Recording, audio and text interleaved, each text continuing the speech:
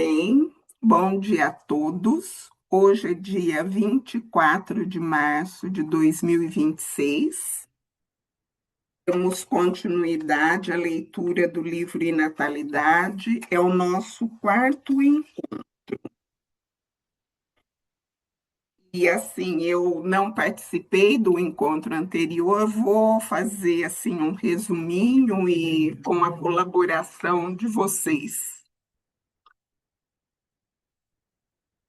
O que foi lido é o que o Steiner nos traz de importante para lembrarmos que nós não temos só uma vida terrena, que nós temos várias, nós temos muitas, e que essa sucessão de vida terrena é importante para que façamos as correções necessárias, né, das consequências de atos em vidas anteriores.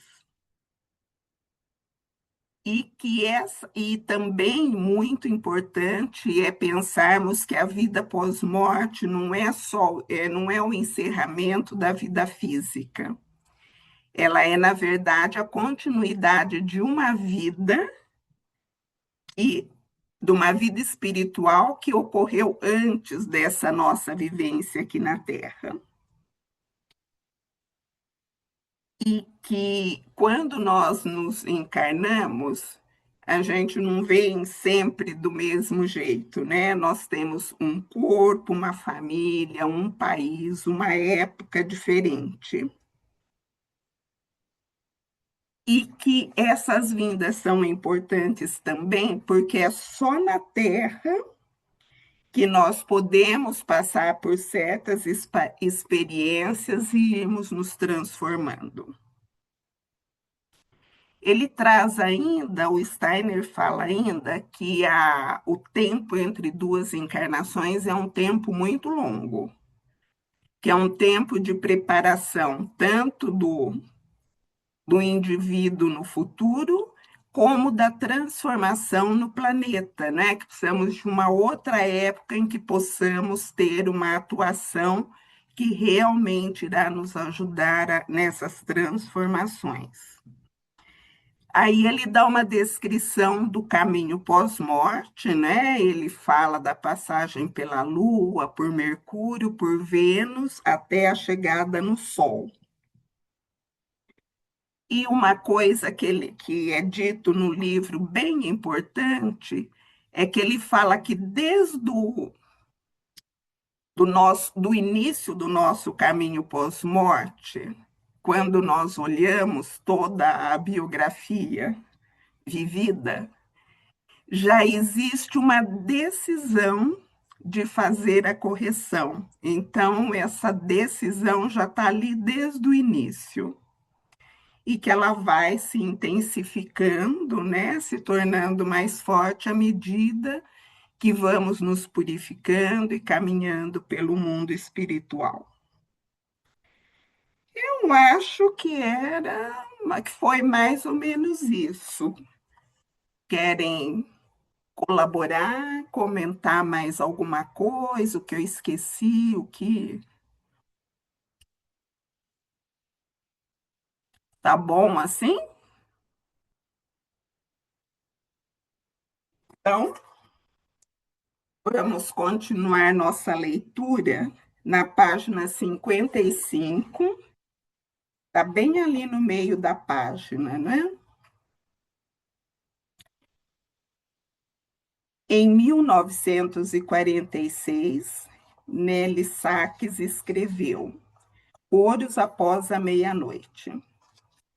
Décadas antes, Rudolf Steiner designara o ponto de inflexão da biografia, entre aspas, cósmica pós-morte, e o renovado propósito de retorno à Terra com o nome de meia-noite cósmica.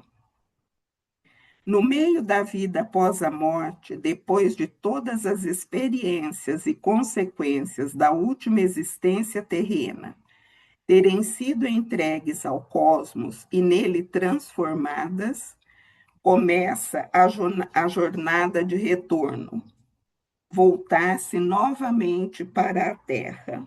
Abre aspas, abre parênteses e aspas. E chega um momento em que temos de procurar a transição entre a morte e um novo nascimento, entre o vir a ser cósmico do ser humano e o vir a ser humano do cosmos. Fecha aspas e o parênteses. Até então, a alma humana alienara-se cada vez mais do mundo terreno e adaptara-se completamente às realizações do cosmo espiritual, com consciência intuitiva e clara, na presença real dos seres e forças hierárquicas, estando no interior da existência deles. Agora, porém, aparece um novo anseio pela Terra, uma fome de gravidade, que é acompanhada da sensação: temos de nos tornar humanos novamente. Durante longos períodos de tempo, a vivência dos seres espirituais do cosmos vai diminuindo gradualmente. O que foi um encontro real e intuitivo com seres torna-se cada vez mais uma mera revelação, um vestígio. Paralelamente, ocorre um lento fortalecimento do sentimento de si mesmo, da individualidade humana. Esse sentimento emerge de si mesmo, que vai se intensificando, está ligado de modo imanente à necessidade de uma nova existência terrena. Abre parênteses e aspas. Com esse despertar do sentimento de si mesmo, vem a necessidade de uma nova existência na Terra. Fecha os dois. O interesse pelo mundo terreno desperta novamente, de maneira muito especial e concreta, como afirmou Rudolf Steiner. Começa-se a ter um interesse por pessoas muito específicas que estão lá embaixo na Terra, também por seus filhos e os filhos destes. Se antes havia um interesse pelo céu, tem-se agora, quando o mundo espiritual se torna revelação, um curioso interesse por certas sequências de gerações. Trata-se das sequências de gerações em cujo final estão os próprios pais que nos darão à luz quando descermos novamente para a Terra. Contudo, já muito antes se desenvolve o interesse pelos antepassados. Segue-se a sequência de gerações até os pais, e não apenas no decorrer do tempo.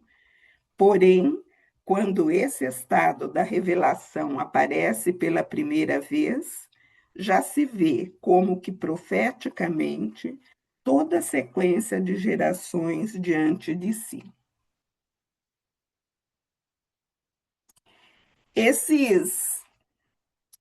Essas indicações aqui, se a gente olhar lá no final, essa é a indicação dos GAs, tá bom? Então, não precisamos olhar. No cosmo, a alma humana liga-se à sequência de gerações, acompanhando-a intensamente, e na qual ela se encarnará muitos séculos depois. Do ponto de vista anímico, o ser humano liga-se muito antes com as gerações em cujo final estão os pais dos quais vai nascer. Portanto, o ser humano não olha apenas até o tataravô, mas para seus antepassados de muitas gerações anteriores, ligando-se com a linhagem, com a corrente que percorre as gerações de seus antepassados. Em março de Em 7 de março de 1916, Rudolf Steiner disse em Berlim: Ora, as coisas se passam realmente assim, que se pode imaginar o seguinte: aquele que nascerá tem pais, os pais, por sua vez, têm pais, e esses pais também têm pais. Imaginem a amplitude que isso toma se acendermos até 30 gerações. Se, no entanto, os senhores percorrerem essas 30 gerações, descobririam que muitas pessoas já têm, por assim dizer, as tendências que acabam levando à união do homem A com a mulher B, que então darão existência a um ser humano. Se tudo isso não tivesse acontecido através de 30 gerações, se as pessoas não tivessem se casado de modo que no fim A e B se juntassem, então não se teria formado a dualidade que a pessoa que desce para uma encarnação física pode procurar. O mundo espiritual realmente já participa de toda essa colaboração de muitas pessoas, que culmina nos dois últimos, de acordo com o que é a individualidade única do ser humano. Portanto, quando vemos que o filho tem a característica de seu pai, de sua mãe, e por sua vez a mãe e o pai reconduzem a características do avô e da avó, do bisavô, da bisavó e assim por diante, isso acontece porque aquela individualidade que quer nascer mais tarde, após séculos, determinou o plano segundo o qual as pessoas se encontram através das gerações e já se inclinou em direção aos tataravós e tataravós, retrocedendo 30 gerações. Tudo isso já participa atuando. A existência de semelhanças herdadas provém do fato de que a força provinda do mundo espiritual já atua através de 30 gerações e que, no fim, quer manifestar-se em um determinado ser humano. Ela já atua no pai, na mãe, no avô, na avó, no bisavô, na bisavó. Ela já atua sempre ali e, no fim, propicia as características que devem manifestar-se. Não é a corrente física que produz a hereditariedade, mas é desse modo que a corrente física é inserida na hereditariedade. Em relação ao que é dito referente à hereditariedade física por parte da chamada visão de mundo científico exterior, justamente o inverso é verdadeiro. Pode falar, Ana. Assim, o que eu entendia antes, eu acho que eu tivesse estar errada, a nossa escolha antes dessa vinda para cá era pelos pais. Então, na verdade, o que está falando isso, a gente não olha somente os pais, a gente, assim, você olha as gerações passadas. Então, é como se tivesse, vou falar uma expressão horrível, uma análise de toda a linhagem até a escolha desses pais, seria isso? O que eu entendi é que nessa trajetória nós vamos é, buscando o que precisamos para voltar, né? Para fazer os reparos, o consertar o que nós, as pisadas de bola. E aí, desde lá, a gente. Olha, eu vou falar de mim, que lá atrás eu ainda não descobri por quê, tá? Mas lá atrás eu falei: tem uma razão para eu ter nascido preta, mulher, no Brasil. Então, eu devo ter, não sei, lá atrás, né, há quase 800 anos, 1000 anos atrás, entendido que isso era o necessário para eu me redimir. Então eu fui acompanhando aqui da Terra as pessoas que quem ia se unir com quem ia fazer o que para falar é ali que eu preciso nascer. E daí eu fiz recentemente aquele teste de ancestralidade. E é Hum. interessante, é assim, tem um que faz pela saliva, um que faz pelo sangue, então eles falam, por exemplo, meu Deus, né, 71% veio da África. Mas tem um outro percentual que tem assim, X% é da Itália, X% ali dos Países Baixos, X% dos povos nativos aqui do Brasil. Então, é muita gente. Aí de pensar assim, quem lá na África se uniu com quem, quando é que veio, como é que atravessou, dos europeus, quem que veio, onde que juntou, onde que encontrou os nativos, como é que deu tudo isso para chegar aqui. E desde lá, eu participei disso, dessa observação, para falar, é ali que eu preciso encarnar. Ajudou. Sim, muito. Na verdade, está bem ligado ao que a gente tem que resgatar e aprender, né, na encarnação. Então, por isso que faz essa escolha. Porque para mim era assim, a gente só escolhia pai e mãe, mas não olhava toda a linhagem. A gente escolhe o pai e mãe, mas a gente olha tudo, que pai e que mãe são esses, que tenham tudo isso que a gente vai precisar, né? Rosana? Obrigada, Cristina. Interessante você ter falado do genético. Eu fiz agora também, o resultado veio esse mês agora. O meu é 94% da Europa, mas tem judeu, tem o Balcãs, e eu achei bem interessante. E eu achei que ia ter alguma coisa de África, mas no meu não veio. Mas não era a minha pergunta, não era essa. A minha pergunta é sobre a meia-noite cósmica, porque eu ouço falar muito e parece que essa meia-noite cósmica é muito importante. Eu queria que você me falasse um pouquinho.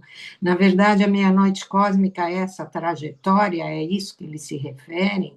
Porque o que eu tinha mais ou menos entendido que era algo que a pessoa passa aqui uma meia-noite cósmica, entendeu? Um momento da vida que ela passa. Você pode me explicar, por favor? Ó, vou falar o que eu mais ou menos entendo. Nós fazemos toda essa trajetória do pós-morte, né? Vamos passando pelas esferas planetárias, passamos um tempo grande no Sol, que aí o Sol já começa a parte bem espiritual mesmo, e daí nós vamos para Marte, Júpiter e Saturno. Depois disso, dessa passagem pelos planetas, passamos pelas estrelas fixas, ali que é o zodíaco, né, que é o limite do nosso sistema, e nós temos um encontro com o Cristo.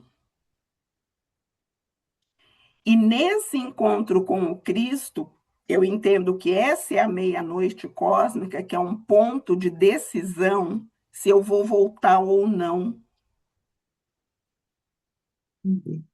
Aí nessa meia-noite cósmica eu falo, eu quero voltar. E aí eu começo a trajetória descendente.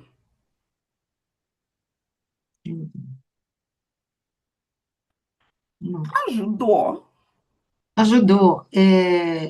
Desculpa se eu falo, mas tem uma charatu, inclusive, que ela fala que às vezes quando a gente está aqui encarnado também, parece que a gente está passando uma meia-noite cósmica. Eu não sei se é por analogia que ela quer Não, dizer. O que tem um que é? trabalho da Karina, eu não vou lembrar o sobrenome dela, que ela Uhum, faz exatamente isso, que essa meia-noite cósmica, que é essa tomada de decisão de voltar, uhum, ela é exatamente a união com os nossos anos crísticos, quando nós temos os 33 anos, que é o ponto onde estamos mais encarnados. Lá nós tomamos uma decisão, e aqui também, vou falar o que eu, né? Uhum. Também tomamos uma decisão aqui encarnados, e tem uma correspondência direta entre esses dois momentos. Entendi, entendi. Acho que deve ser a isso que ela se refere, então. É, eu acredito que sim. Obrigada, Cris. Nina? Cris, quando a gente está entrando em contato com nossos antepassados, na realidade é no presente, né? Não é passado, né? Porque a gente vai acompanhando toda essa linhagem just in time, né? Quando elas estão acontecendo na Terra, né? Isso. Quando nós estamos lá decidindo, vamos voltar aqui que eu preciso, aí olhando aqui, eu vou vendo, esse casal aqui, esse aqui. Você vê que ele fala que são 30 gerações. Então, desde lá, nós vamos acompanhando toda essa movimentação aqui, esses encontros.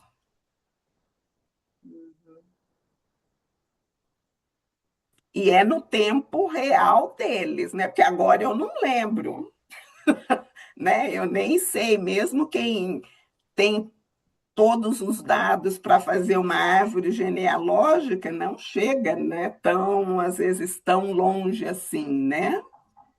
Você chega ali um É, pouquinho. Era isso, Nina?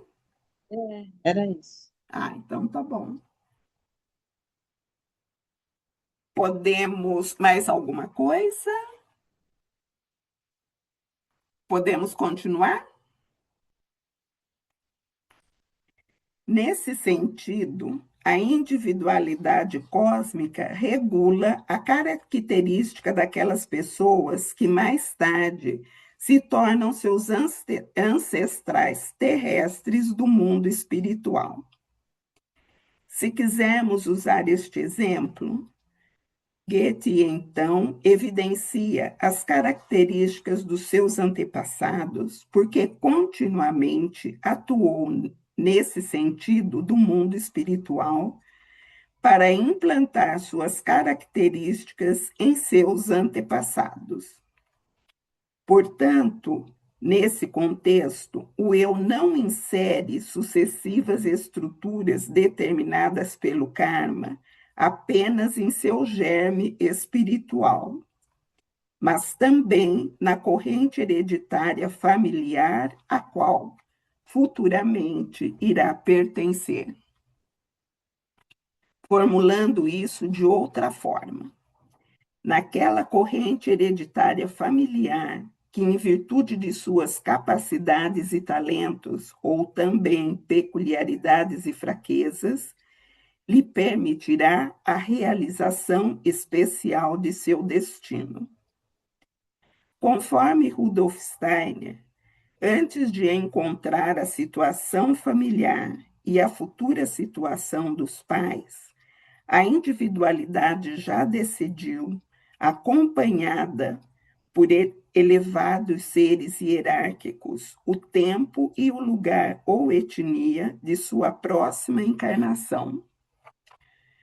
Contudo, de significado central é procurar e participar da configuração da afinidade eletiva com os futuros pais, aos quais a pessoa se sente amorosamente atraída.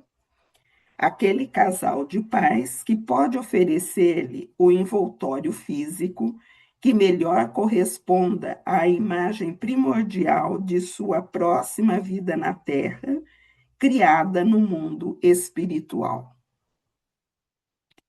Segundo Rudolf Steiner, o filho, entre aspas, ou melhor, aquela individualidade que deverá nascer mais tarde como filho, propicia concretamente a união dos pais.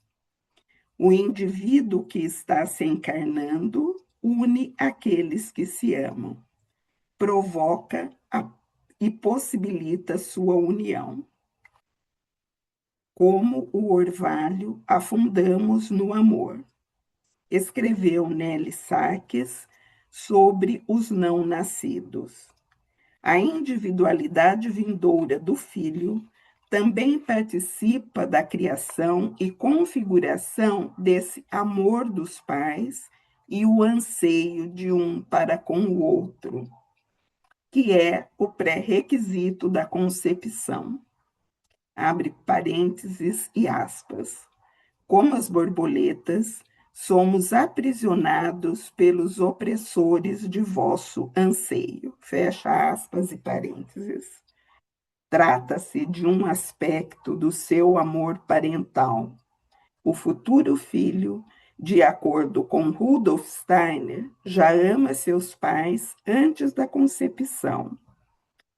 E o amor dos pais é a resposta ao amor da criança, é amor correspondido. Fala. Cristina, só tem uma coisa para mim estranha. Às vezes, muitas vezes eu trabalho com famílias, com crianças. Muitas vezes a gente percebe que não há uma ligação daquele filho com os pais, né? Aí fica confuso para mim. Então, esse ser, ele já traz esse vínculo afetivo, e depois, quando ele chega na Terra, esse vínculo se perde. Olha, não, não sei se ele se perde. O que tudo, gente, é como eu entendo, tá? Não, e se quiserem complementar, por favor. A gente vem com isso, né? Escolheu os pais, né? Escolheu tudo isso. E quando nós nascemos, né, encarnamos, o que eu entendo que acontece é que tudo é posto para nós, tudo se apresenta. Mas nós não lembramos o que nós decidimos lá. A gente não lembra. Nós temos as intenções, as decisões, marcamos todos os encontros. E isso tudo é posto diante de nós. E daí, em liberdade, nós decidimos o que vamos fazer com esses encontros. E também, Ana, talvez mais dentro disso que você perguntou, eu acho que ele vai falar agora na sequência. E tem essa coisa do amor, mas nem sempre a nossa escolha lá é tão baseada no amor assim, numa vida paradisíaca aqui.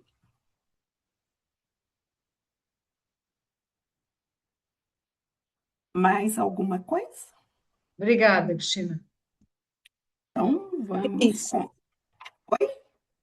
Então, eu penso assim, né, quando essa última parte, né, que a criança tem esse amor correspondido dos pais, eu acho que entendi assim que o amor que ele fala é um amor superior a essa questão de afeto.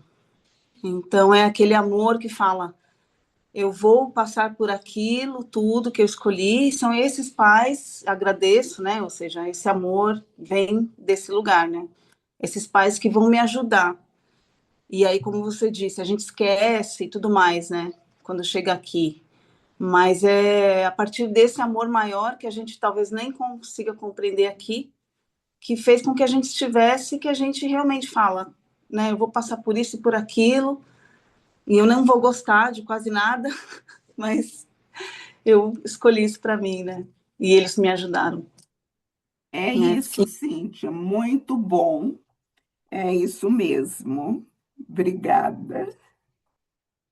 Vamos mais um pouco? De modo algum, o caminho do ser humano para a Terra é simples. Ele vem acompanhado de muitos obstáculos e dificuldades. Caminhos biográficos complicados e também difíceis são constelados antes do nascimento, incluindo muitas situações de doença que devem ocorrer mais tarde, para que, por seu intermédio, se possa sofrer e superar aspectos essenciais. Mesmo a própria, entre aspas, escolha dos pais é, por vezes, o resultado de uma longa luta e precisa ser confirmada e reafirmada por meio de lutas internas com o aspecto da própria situação e condição do destino. Olha o que a Cíntia falou e responde a Ana Rita. Uma alma que se prepara para encarnar sabe, por exemplo, que em sua próxima vida terrena ela precisa de um certo tipo de educação, de um certo tipo de conhecimento que ela já deve receber em tenra idade. Mas então ela vê que ali e acolá ela pode encontrar a oportunidade de obter tais conhecimentos. No entanto, muitas vezes isso só é possível se, para aquele tempo, se renuncia a um casal de pais que poderiam proporcionar uma existência feliz em outro contexto. E se recorre a um casal de pais que talvez não possa oferecer uma vida feliz. Caso se desse preferência a um outro casal de pais, seria preciso dizer-se: então você não poderá alcançar o que é o mais importante. Não se deve imaginar que todas as condições da vida espiritual sejam tão diferentes das da Terra. Portanto, pode-se ver almas que antes do nascimento travam uma luta muito terrível. Vê-se, por exemplo, uma alma que diz a si mesma: talvez eu seja maltratada em minha juventude por pais muito rudes. Quando uma dessas almas chega a essa situação, ela vivencia terríveis lutas interiores. No mundo espiritual, pode-se notar em muitas almas que estão se preparando para o nascimento, como elas se propõem essas tremendas lutas. Então, também tudo isso, tudo é tecido e decidido já lá no mundo espiritual. Inclusive, Posso fazer esses um pode. comentário assim interessante da minha família, que eu acho que cabe bem aqui? A minha bisavó, não sei se vocês lembram que a Santa Casa tinha uma roda que as pessoas colocavam os filhos que não queriam. E a minha bisavó foi colocada na roda da Santa Casa, então ela não sabia quem eram os pais, tal. E ela cresceu lá. Aí, por volta dos 15 anos, esses pais aparecem lá e querem que ela volte. Ela não volta, né? Ela rompeu com a família.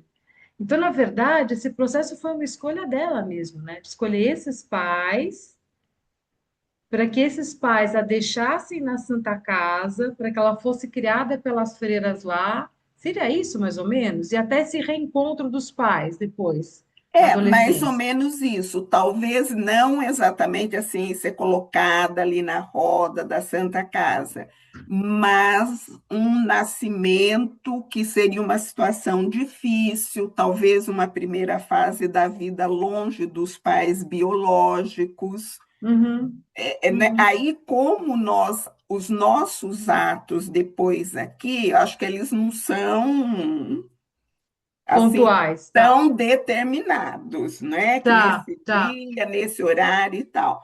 Mas imagino eu, né, gente? Não sei, pode ser que seja isso, mas assim, mas esse contexto dessa dificuldade de precisar desses pais como um portal.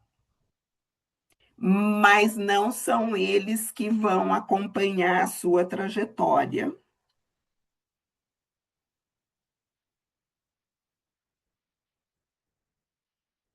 É que é interessante a gente pensar que, de repente, a gente escolhe essa linhagem de tanto tempo para chegar nisso, e entendo o que você fala, Cristina, a coisa não é tão determinante assim, mas o aprendizado é a escolha. Então, ela fez essa escolha, leu toda essa linhagem para o que ela poderia resgatar nesse processo.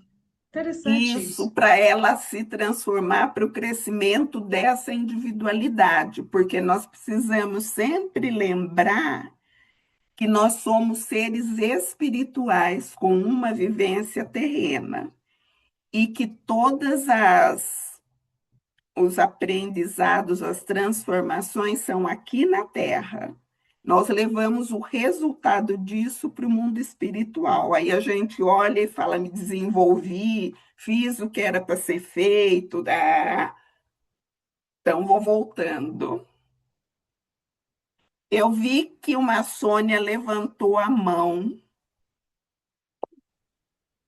antes da Rossana. Alguém tinha levantado a mão. Foi eu, Cristina, mas eu não sei, fiquei um pouco confusa com isso. Não sei É, se eu entendi o certo, se é. Porque às vezes a pessoa acaba vindo aquele corpo físico, né? Aquela hereditariedade, será que é isso? Não sei. Pai e mãe, as duas figuras físicas, mas não vai continuar com eles. Foi necessário para entrar na vida terrena. Será que seria isso? Que eu fiquei pensando aqui comigo, porque tem é, casos, os casos de abandono, casos de maus tratos e etc, né, que não dá certo. E, e porque quem vem de uma família bem estruturada, pai, mãe bonitinho e tal, eu acho que é válido, mas essa questão. Daí eu fiquei na dúvida, falei, mas ela vai escolher justamente pessoas desestruturadas para ela entrar na Terra? Então, é uma coisa que me fez pensar aqui, sabe? É então, isso. Sônia, esses desafios, né, essa vida terrena desafiadora, é, nes- é necessário, essa individualidade escolhe isso, que é o que ela precisa para ela se desenvolver. Porque aqui ele fala, olha, na página 61 lá pelo meio, que caso ele escolha um casal que vai proporcionar uma existência feliz, então você não poderá alcançar o que é o mais importante, que o mais importante é esse seu crescimento, essa sua transformação, essa sua metamorfose. É meio louco, né? A gente fala, mas quem que vai escolher uma vida tão difícil assim, com tantos desafios, com uma família desestruturada, mas lá em cima é como a Cíntia falou, tudo baseado num amor muito maior, num amor que a gente nem alcança aqui, né? É. Ajudou? Eu não tenho livro, Cristina, por isso que eu acho que fiz muita confusão na minha cabeça, né? Não, Porque se eu você entendeu o que foi lido e ficou com a questão, tá é, certinho. certo. É, Então tá tudo bom. bem, Obrigada. Sônia? Tudo bem, obrigada. Rosana, Então, eu entendo que a coisa não é só o eu escolho, mas por esse amor maior, você também está vindo naquele pai e mãe porque você quer mobilizar alguma coisa neles, para eles também, a questão deles lá que eles têm contratada, quando eles também vieram, mobilizar algo neles, seja bom, seja ruim, mas também faz parte do crescimento. Eu acho que, não sei, eu entendi que não é unilateral. Então, a partir do momento que eu escolhi vir nessa família, por exemplo, meu pai e minha mãe, é porque eu também quis participar de alguma coisa na história deles, como filhos encarnados de quem eles foram na história deles. isso é bastante amplo e faz sentido, porque todos os encontros nós marcamos, todos eles lá na esfera do sol, acho que ele fala, acho que é nesse livro aqui que ele fala, que é onde nós passamos a maior parte do tempo, tanto quando desencarnamos, quando nos preparamos para encarnar.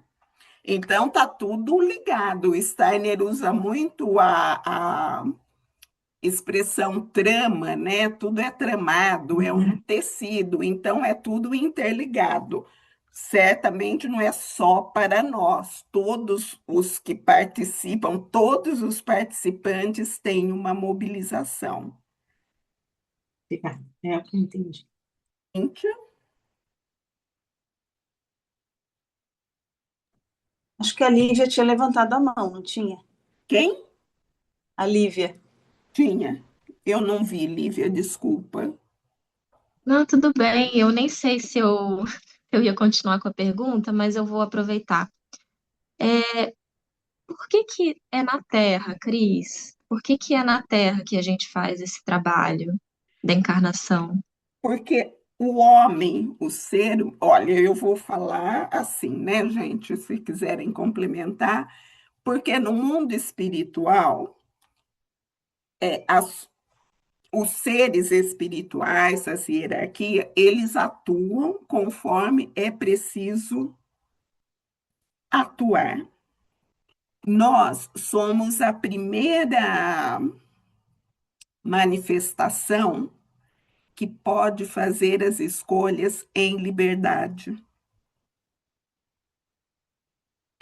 Porque o mundo espiritual, desde lá do serafim até os anjos, eles vêm cumprindo o que precisa cumprir, faz o que precisa ser feito. Mas, assim, eles não têm essa escolha de falar, não vou fazer. Encontrei com ele, tinha marcado o encontro, mas nem vou. Não, eles vão, eles precisam ir.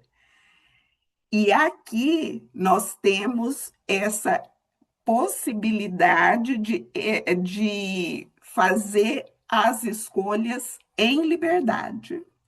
Ah, marquei um encontro com a Lívia, mas eu nem vou. Ou então eu vou lá e falo um monte de desaforo para ela e pronto, nunca mais. Ou então, não, olha, marquei, vamos criar um vínculo, fazer uma coisa juntas, vamos fazer isso. Mas aí a escolha é nossa. E o que nós levamos no pós-morte é o resultado disso, é o efeito que causou no outro, é o efeito que eu causei no meu entorno, não é o ato em si. Lá no pós-morte eu não mudo nada. Eu não posso lá no pós-morte falar, ai, Lívia, desculpa. Eu vou ver o resultado da minha ação e decido voltar e falar: não, eu vou voltar para me redimir com a individualidade que foi a Lívia na outra vida. Ajudou? Então tá bom. Cíntia? Eu ia falar justamente disso que você disse agora, que eu ia perguntar, na verdade, né? Que acrescentando mais um elemento nessa equação da reencarnação, está a individualidade de com quem a gente vai se encontrar. Então, a pessoa pode ter combinado e acompanhado e tudo mais, chega aqui, a pessoa fala, não, não vou, não quero, né? Então, é mais esse elemento, né? E aí se cria um novo karma, né? Mais um pacotinho lá para a gente resgatar, porque a pessoa também tem o seu temperamento, né? Enfim, tudo aquilo que ela também carrega, e ela pode combinar, mas depois não. Enfim, tem o livre-arbítrio, né? O famoso lá Ex- que a gente fala. exato, exato. Aqui é o único momento em que nós, o único momento é a possibilidade de escolhermos em liberdade e amor. Vamos, tem 5 minutinhos, vamos terminar, porque aí depois, semana que vem, tem um outro. Tudo bem, Cíntia? Então tá, então vamos lá. A doutrina da encarnação e da reencarnação da ciência espiritual antroposófica não implica uma harmonização precipitada ou a glorificação de caminhos terrenos duros e de difícil compreensão, caminhos que podem ser marcados por violência e negligência, abuso e perturbação. Ainda assim, as constelações de vida que se formam são tudo menos casuais e tampouco expressão de pura arbitrariedade. Conforme Rudolf Steiner, a prontidão das almas para se encarnar em situações difíceis foi conquistada com dificuldades antes do nascimento, o que deve ser considerado do ponto de vista da biografia. Abre parênteses e aspas. No mundo espiritual, pode-se notar em muitas almas que estão se preparando para o nascimento, como elas se propõem essas tremendas lutas. Fecha parênteses e aspas. Assim, depois de um longo período cósmico e de uma preparação cujas dimensões, extensão e qualidade transcendem o campo da experiência terrena, a alma se aproxima do mundo terrestre e do mundo humano. Assim, as luzes vindouras, neles saques entre parênteses, chegam de forma voluntária e consciente a despeito das aparências externas. É muito interessante esse final, né? Esse trecho aqui, que não é, ai, tudo bem, vamos passar pano para tudo, mas sempre lembrando que houve uma escolha, que não foi por acaso que isso aconteceu, ou como ele falar que não foi arbitrário, ah, vai assim mesmo. Houve, né? Talvez não precisasse tanta violência, tanta negligência, tanto abandono, mas eu penso que assim a essência do contexto, o desafio, esse é que é o pano de fundo, né? Talvez a forma que se apresente aqui seja muito agressiva, mas esse contexto de desafio é o pano de fundo daquela biografia.